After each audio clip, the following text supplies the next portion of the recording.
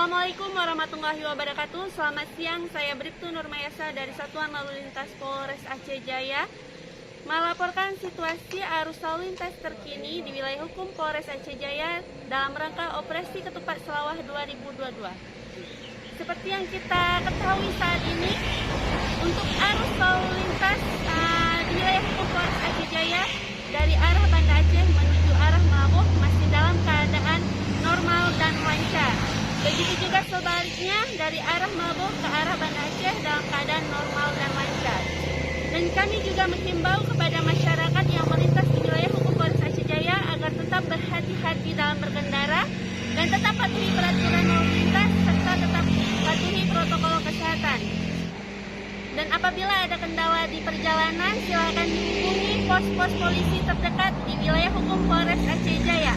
Salam presisi. Wassalamualaikum warahmatullahi wabarakatuh.